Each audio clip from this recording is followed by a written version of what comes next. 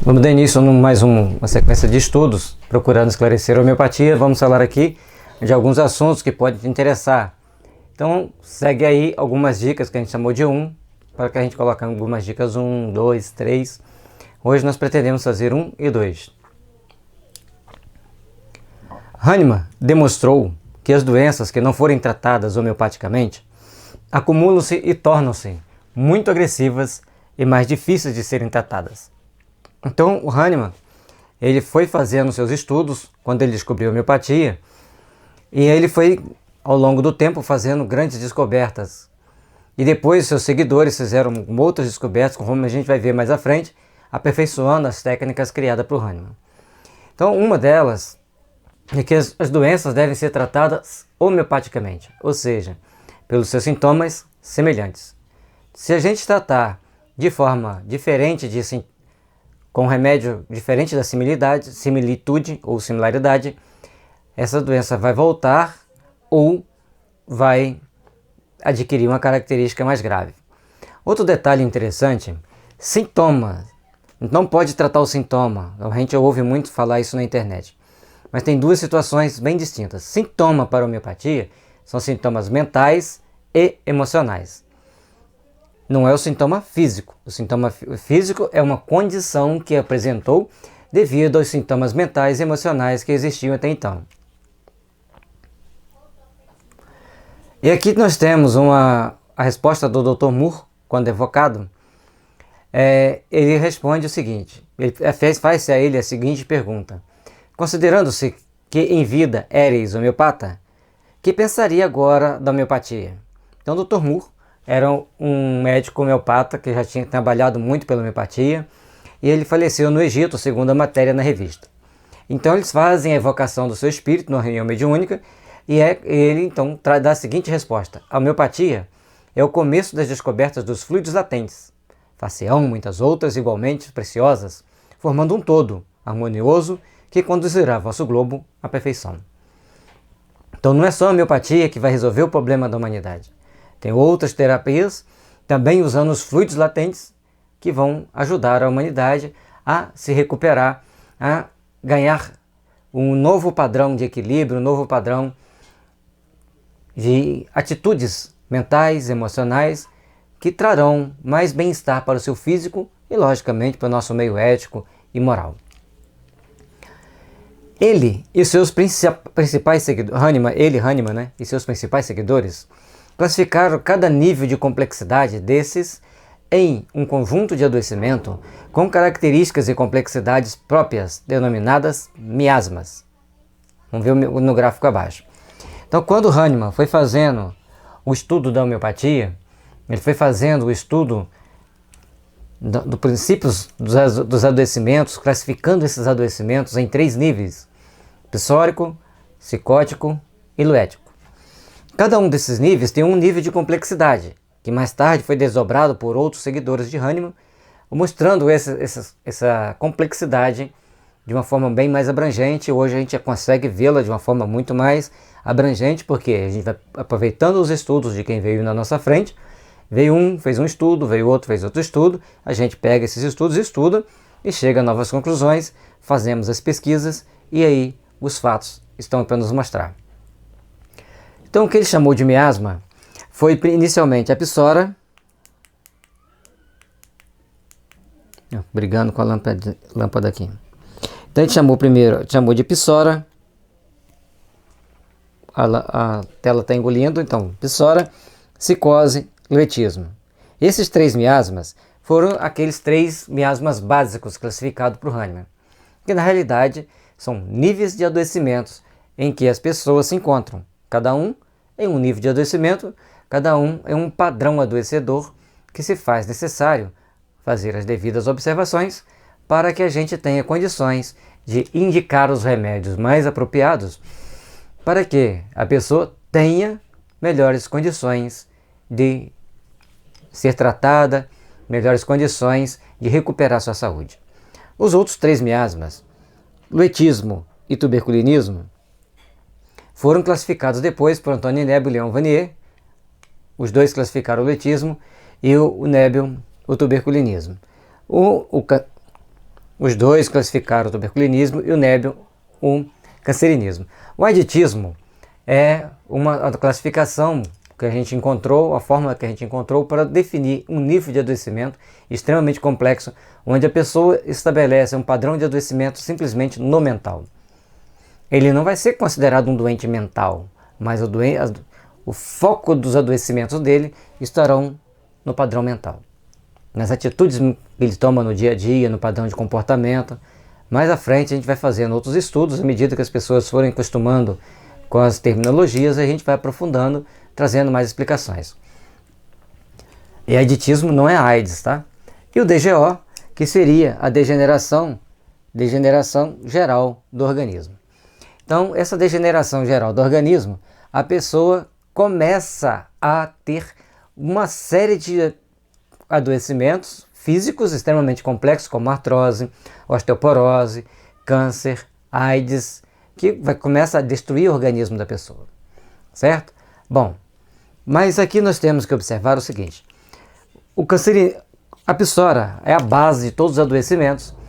Ela está um pouco relacionada com as coceiras, a cicose com as inflamações e ligada à gonorreia, assim como a psoríase, ou a sarna, melhor dizendo. A cicose com a gonorreia, o letismo com a sífilis, é como se a pessoa tivesse tido esses três miasmas básicos, esse letismo, cicose e psoríase, é como se a pessoa tivesse tido sífilis, gonorreia ou sarna, de cima para baixo. Já no tuberculinismo, cancerinismo e aditismo é uma predisposição a ter. Se é uma predisposição a ter, a gente pode fazer o tratamento preventivo.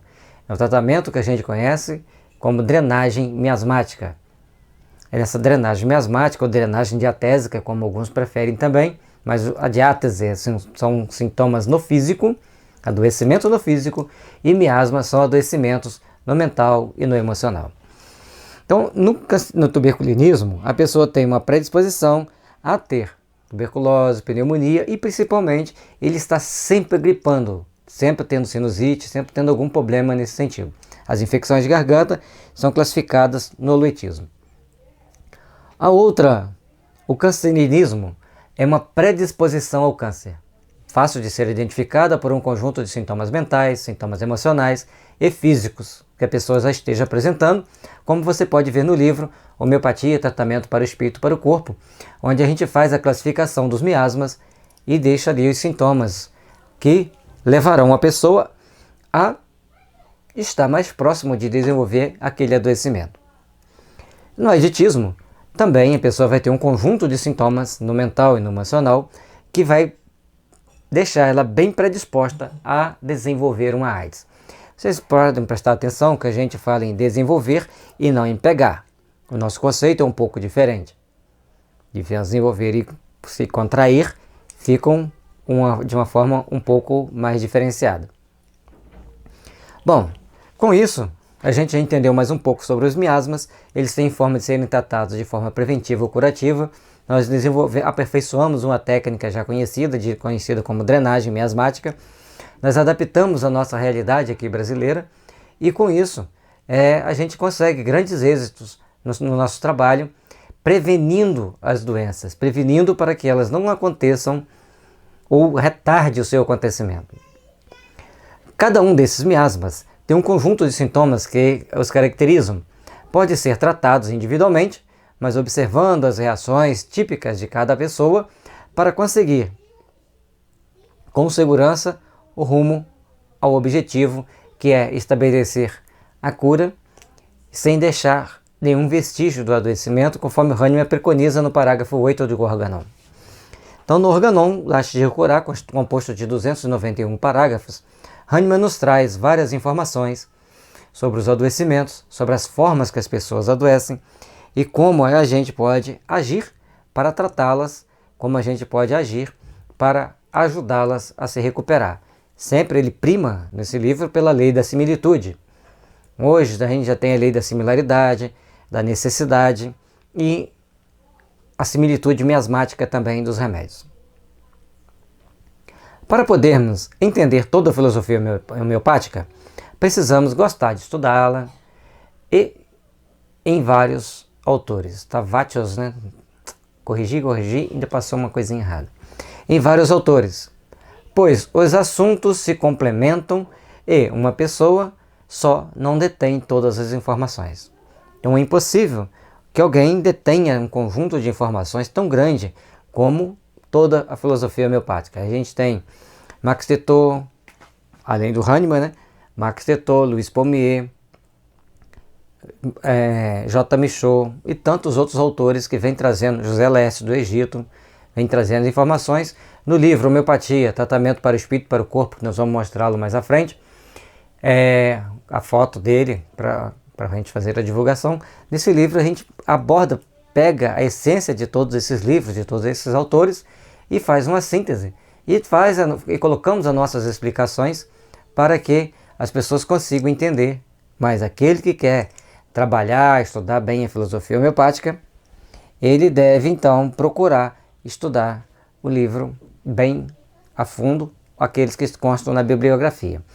Né? Dos livros do Max Tetô, do J. Michaud, do Louis Pommier, nós não temos nenhuma cópia deles no nosso livro, mas temos a ideia que a gente conseguiu sintetizar e escrever com nossas próprias palavras. Para se estudar qualquer ciência da saúde, deve-se agir sem preconceito, pois entendemos que o homem tem uma alma, e poucos quiseram estudar sobre isso. E ela é o principal fator quando se fala em saúde humana. E Kardec, no item 54 do livro dos médiuns, ele nos coloca que o perispírito, no perispírito está a chave para se descobrir e se entender todos os processos de adoecimento humano. E também ali está a chave para restabelecer a saúde dos seres humanos. Então todos nós, aqui na Terra, devemos procurar fazer a melhor observação possível sobre o que é o perispírito, como nós podemos tratá-lo, de que forma nós podemos entendê-lo, para que a gente tenha condições de estabelecer um padrão de saúde para os seres humanos, tanto de forma preventiva como de forma curativa. Lembrando que nas terapias naturais, como a homeopatia, floral e fitoterapia, nós fazemos uma desintoxicação para que estabeleça a forma preventiva. Então, quando a gente toma homeopatia, é natural que vá sair catarro, que vai ficar com a urina mal cheirosa uns dias, que normalmente as mulheres costumam ter corrimento, porque é um processo de desintoxicação, está limpando. Depois aquilo ali acaba e ela vai restituir a sua própria saúde, vai ter uma saúde melhor. Os livros que a gente considera de obrigatórios para entender as filosofias da saúde, entender o processo adoecedor, nós temos Homeopatia, Tratamento para o Espírito e para o Corpo, que é de nossa autoria, Fisiologia da Alma, do Ramatiz e Cecílio Mais, Missionários da Luz, Chico Xavier e André Luiz, Organon da Arte de Curar, de Samuel Hahnemann, Mãos de Luz, de Barbara Brennan, Evolução em Dois Mundos, de André Luiz, o Espírito André Luiz, através da psicografia de Chico Xavier e Valdo Vieira. Então, é importante que a gente estude esses livros, para ampliar nossos conceitos, ampliar nosso entendimento, entendermos os processos os processos de evolução do ser humano na Terra, como que nós fomos evoluindo, o processo de evolução mesmo, desde a bactéria até o ser humano, é uma filosofia diferente, como o André Luiz barra Chico Xavier e Valdo Vieira nos trazem, mas é importante para que a gente reflita. E aqui está Reflexões com Jesus, um conjunto de 53 orações, e Homeopatia, Tratamento para o Espírito e para o Corpo. Lembrando que as orações são fundamentais, são terapias importantíssimas e de fundamental importância para que a gente possa entender o processo de adoecimento e de cura dos seres humanos.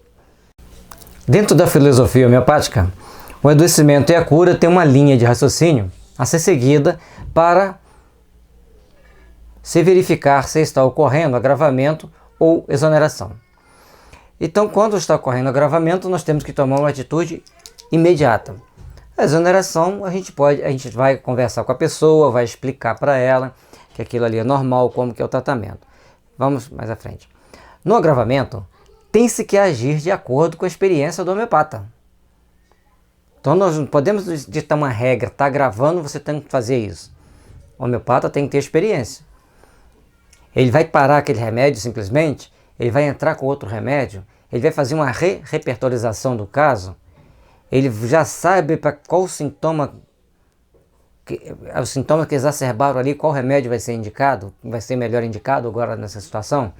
Então, segundo o Organon, segundo o Hahnemann, diante de agravamento, nós temos que parar e fazer uma reavaliação do caso.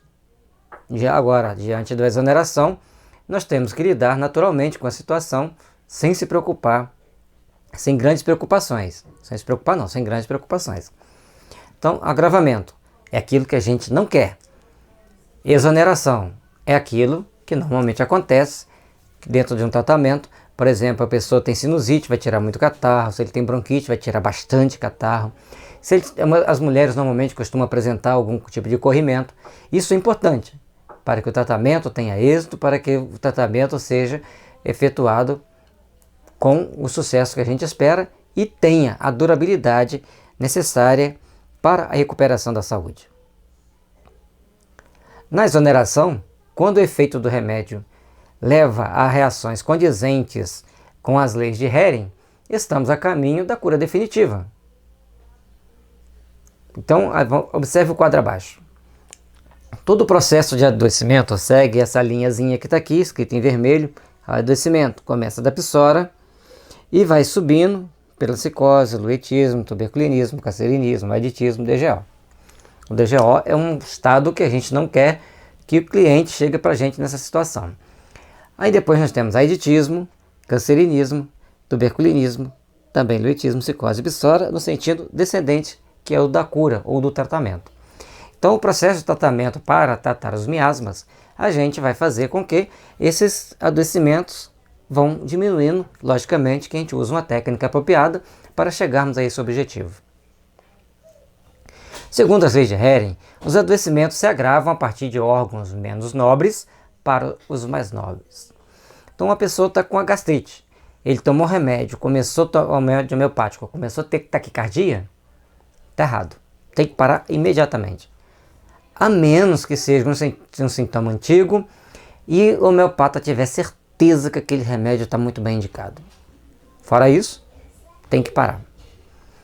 Agora, se tem a gastrite, tomou o remédio, deu inflamação de garganta, deu sinusite, deu bronquite e é um sintoma antigo, ótimo, maravilhoso, não vai ter mais gastrite. Mas, tinha gastrite, tomou remédio para gastrite, nunca tinha tido problema respiratório, que é muito difícil, e agora está tendo, também está certo. Mesmo que não tenha tido. Por quê? Ou não lembra de ter tido. Porque o problema está saindo de um órgão menos nobre, que é o fígado, e indo, de um órgão mais nobre, que é o fígado, e indo para o pulmão, ou o sistema respiratório, que é um órgão menos nobre, dentro da classificação das leis de Hering. Então isso é importante. Nas leis de Hering também estão bem definidas no livro Homeopatia, Tratamento para o Espírito e para o Corpo. Vamos mostrar aqui novamente. Nesse livro você tem muitas amplas explicações sobre esse assunto. Certo? Agora, é importante que a gente sempre entenda quando está gravando, quando está exonerando. A criança tem bronquite, tomou o remédio para o bronquite e a mãe chega para o homeopata e fala assim: olha, meu filho gripou, o que eu faço agora? Ele não gripou, ele está exonerando. Aguarde, espere, fique tranquila, que esse problema vai sair, que esse problema será eliminado. Segundo as leis de Hering, os adoecimentos se curam a partir de órgãos mais nobres para os menos nobres. É o que a gente está explicando aqui agora, quando tira-se um problema que a gente acabou de explicar, quando o problema sai do fígado para o sistema respiratório, quando sai do coração. A pessoa tem problema cardíaco, toma um remédio para o coração, começa a ter gastrite. Tá certo, está diminuindo a hierarquia do adoecimento. Assim, depois ele vai tomar um remédio para gastrite e vai para o sistema respiratório. Isso é uma forma didática da gente falar. Normalmente, quando se começa o tratamento com as diluições apropriadas, não temos esse tipo de reação. É aí que a gente chama de tratamento miasmático básico, que é o estudo da drenagem miasmática, quando a gente vai fazer um tratamento que visa fazer com que esses adoecimentos reduzam a sua intensidade, reduzam os princípios adoecedores, para que a pessoa possa ter melhor condição de saúde, para que ela possa ter uma melhor saúde.